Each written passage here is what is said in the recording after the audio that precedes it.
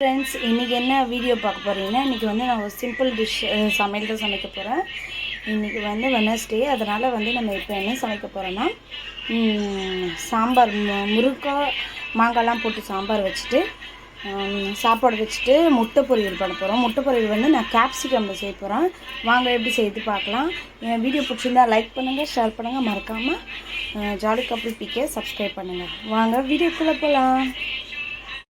இப்போ ஃபஸ்ட்டு நம்ம என்ன பண்ண போகிறோம், பருப்பை வந்து நல்லா தண்ணி வச்சு கழுவிட்டு தக்காளி, பச்சை மிளகாய், வெங்காயம், பூண்டு, அதுக்கப்புறம் பூண்டு சேர்த்துட்டு அதில் கொஞ்சமாக மஞ்சத்தூள், அப்புறம் பெருங்காயத்தூள், மஞ்சத்தூள் ரெண்டுத்தையும் போட்டு நல்லா கொஞ்சமாக சால்ட் யூஸ் பண்ணி நம்ம வேக போட்டுக்க போகிறோம். ஒரு 3 to 4 விசில் விடலாம் போதும். அதுக்குள்ளே நம்ம பருப்பு வெந்துடும். அதுக்கு பருப்பு வேகிறதுக்கு முன்னாடி நம்ம காய்கறி கட் பண்ணிக்கலாம். முதல் வந்து நம்ம முருங்கைக்காய், கத்திரிக்காய் கட் பண்ணிவிட்டு கத்திரிக்காவை உள்ளே எதனா புழுகு எதனா இருக்கான்னு பார்த்துட்டு அதை கட் பண்ணி போட்டுட்டு அதுக்கப்புறம் மாங்காவை கட் பண்ணிக்கிறேன், இல்லை முருங்கைக்காவை கட் பண்ணிக்கிறேன். முருங்கைக்காய் வந்து தோல் லைட்டாக மேலே தோல் சீவிட்டு அதுக்கப்புறம் நான் முருங்கைக்காவை கட் பண்ணிக்கிறேன். முருங்கைக்காவை வந்து சின்ன சின்னதாக கட் பண்ணிவிட்டு மாங்காவை கட் பண்ணிக்கிறேன். நான் இன்றைக்கி மாங்காய் போட்டு செய்ய போகிறேன், அதனால் மாங்காவை கட் பண்ணிக்கிறேன். சூப்பராக இருக்கும் மாங்காய் போட்டு மீன் சாம்பார் வச்சா. அவ்வளோதான். இப்போ வந்து தாளிப்புக்காக ஒரு தக்காளி, ஒரு வெங்காயம், கொஞ்சம் கருவேப்பிலை வந்து கட் பண்ணி போட்டுக்கிறேன். ஏன்னா அது வந்து தாளிப்புக்கு நம்ம கருவேப்பிலை, கொத்தமல்லி, கருவேப்பிலை, வெங்காயம்லாம் போட்டால் நல்லாயிருக்கும். அதனால் நம்ம தாளிப்புக்காக போட்டுக்கிறேன். அதை போட்டு அது கட் பண்ணி வச்சாச்சு. இப்போ வந்து பொரியலுக்காக முட்டை பொரியல் பண்ண போகிறேன் கேப்சிகம் வச்சு. அதனால் கேப்சிகம் நல்லா சின்ன சின்னதாக கட் பண்ணிக்கலாம். உள்ளே இருக்க சீட்ஸ்லாம் எடுத்துகிட்டு மேலே கட் பண்ணி வச்சுட்டு இப்போ பொடியாக அரைச்சி வச்சிடலாம்.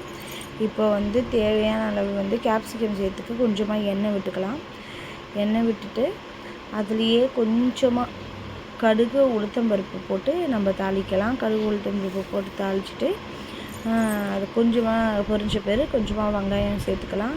வெங்காயம் சேர்த்தா அந்த இதுவை நல்லா சூப்பராக இருக்கும். சின்ன வெங்காயம் தான் போட்டுக்கோங்க, அப்படி இல்லைன்னா பெரிய வெங்காயம் இருந்தால் கூட அதை போட்டு நல்லா வதக்கிக்கோங்க. இது வதங்கப்பயே நம்ம என்ன பண்ணோன்னா கொஞ்சமாக பச்சை மிளகாய் சேர்த்துக்கலாம். ஏன்னா வந்து நம்மளுக்கு காரத்துக்கு எதுவுமே கிடையாது, பச்சை மிளகாய் காரம் தான் நம்ம இந்த பொரியலுக்கு இருக்குது. அதனால் முட்டை போடுறதுனால நம்ம பச்சை மிளகாய் கொஞ்சமாக போட்டுக்கலாம். குட்டியாக கட் பண்ண பச்சை மிளகாய் போட்டுக்கலாம். அதையும் நல்லா வதக்கிட்ட பிறகு கொஞ்சமாக மஞ்சத்தூள் சேர்த்துக்கோங்க. ஏன்னா நம்ம முட்டை போடுறதுனால அந்த கவுச்சி ஸ்மெல்லாம் அடிக்காது. இப்போ வந்து கேப்சிகம் சேர்த்துக்கலாம். கேப்சிகம் சேர்த்து கொஞ்சமாக உப்பு போட்டுக்கோங்க. உப்பு போட்டு அது நல்லா வேகட்டும். வெந்துட்ட பேர் நல்லா அருமையாக வெந்துட்ட பேர் அதுக்கப்புறம் நம்ம முட்டையை நல்லா உடச்சி ஊற்றிக்கலாம். நான் ஒரு 5 முட்டை எடுத்துருக்கேன். 5 முட்டையை நல்லா உடச்சி நம்ம ஊற்றிக்கலாம். ஊற்றிட்டு நல்லா கலந்து விட்டு நல்லா பொடி மாசுக்கு நல்லா வேக விடுங்க. அந்த பச்சை வாசனை போகிற இந்த பிசு தன்மையெல்லாம் போயிட்ட பேர் நல்லா பொரியும். நல்லா சிம்மில் வச்சு நல்லா கலந்துனே இருங்க. அப்புறம் கொஞ்சமாக பெப்பர் தூள் யூஸ் பண்ணிக்கோங்க. பெப்பர் தூள் சூப்பராக இருக்கும் இந்த பொரியலுக்கு. பெப்பர் தூள் நல்லாயிருக்கும். அப்புறம் முட்டை போடுறதுனால பெப்பர் தூள் போட்டுக்கலாம். அதுதான் ரெடி ஆகிடுச்சு. இப்போ பாருங்கள், அருமையான முட்டை பொரியல் ரெடி. கேப்சிகம் முட்டை பொரியல். இப்போ வந்து ஒரு பேன் வச்சு நம்ம எண்ணெய் கொஞ்சம் ஊற்றிக்கலாம்.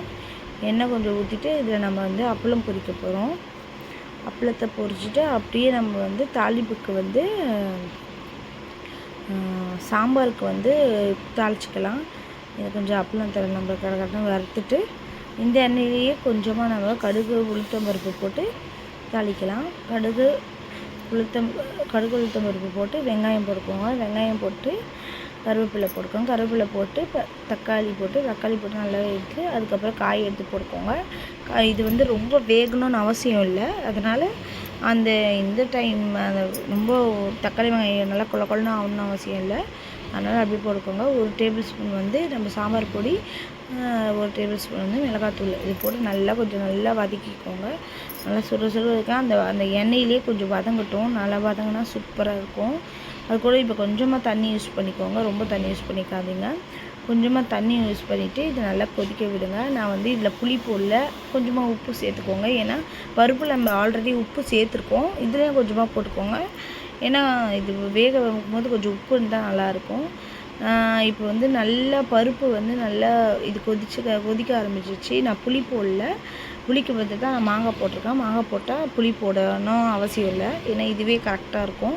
இல்லைன்னா ரொம்ப புளிப்பாயிடும். அவ்வளோதான், சாம்பார் ரெடி ஆயிடுச்சு. ரொம்ப அருமையான சாம்பார் ரெடி ஆயிடுச்சு. அப்புறம் இதை நல்லா கொதிக்க விட்டுட்டு கொஞ்சமாக கொத்தமல்லி போட்டு இறக்குனா சுவையான சாம்பார், பொரியல், சாப்பாடு